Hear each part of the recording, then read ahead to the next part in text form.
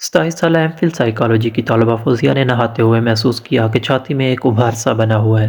हाथ लगाने पर कुछ गिल्टी जैसा एहसास होता था, लेकिन कोई ख़ास दर्द तकलीफ वगैरह ना थी। उसने सोचा वालदा से डिस्कस कर लेगी। चंद हफ्ते यूं ही बेध्यानी में याद ना रहा।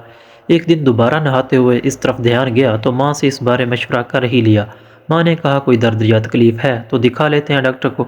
साथ मशवरा दिया कि ज़्यादा मसला नहीं लग रहा तो प्याज बांध लो और साथ वजीफ़ा पढ़ लो, ये आप ही घुल जाएगी। चंद हफ्ते वजीफ़ा पढ़ा और प्याज भी बांधा और साथ साथ जैतून के तेल से हल्के हाथ मालिश भी की। गोया फौजिया ने नफसियाती तौर पर अपने आप को यकीन दिला दिया कि टोटकों से उभार का साइज़ कुछ कम हो गया है। वो मुतमईन हो गई। उभार अपनी जगह मौजूद रहा, खामोश। खामोशी किसी तकलीफ़ या दर्द के बगैर जैसे तूफ़ान से पहले समंदर होता है। 6 महीने ऐसे ही गुजर गए। फौजिया को भूल गया कि एक छाती में उभार है। अब के फौजिया को अजीब सा दर्द दाएं बाजू में उठा, जैसे इसकी हड्डी में कोई सुराख सा करने की कोशिश कर रहा हो। दर्द की दवा ली, चंद दिन और दर्द को आराम आ गया, लेकिन दवा छोड़ते ही दर्द ने फिर जोर पकड़ा।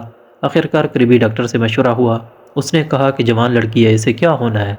कैल्शियम और विटामिन डी तजवीज़ किया और साथ एक तगड़ा सा पेन किलर इंजेक्शन लगाया और गोलियां देकर चलता किया।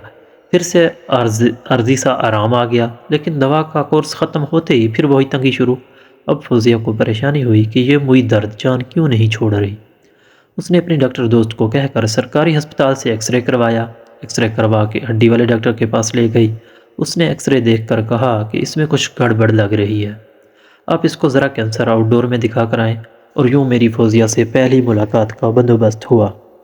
फौजिया ने मुझे सलाम करके एक्सरे पकड़ाते हुए कहा कि इसे बाजू की हड्डी में दर्द की शिकायत है। मैंने एक्सरे देखते ही हड्डी का पूछने की बजाय इससे पूछा, आपको जिस्म में कहीं कोई गिल्टी महसूस होती है? जिसके जवाब में उसने कहा कि बस छाती में उभार सा था, लेकिन वो वजीफ़े और मालिश से बेहतर हो गया। लेकिन थोड़ा सा अभी भी है। वो थोड़ा सा उभार चेक करते ही अलार्म बजने लगे। मैंने फौजिया को बायोप्सी और हड्डियों का स्कैन और सीटी स्कैन लिख कर दिए।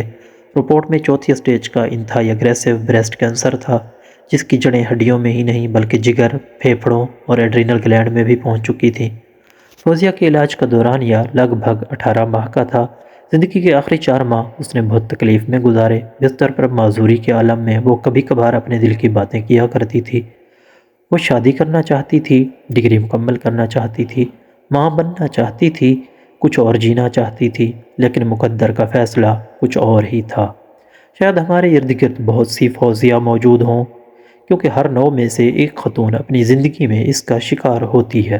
ख़वातीन को बताने और समझाने की ज़रूरत है कि छाती में तब्दीलियाँ हों तो डॉक्टर से मशवरे में तख़ीर ना करें। पहली स्टेजेस में अगर हम इस बीमारी को पकड़ लें तो अल्लाह की मेहरबानी से इसे जड़ से उखाड़ने के अच्छे चांसेस होते हैं।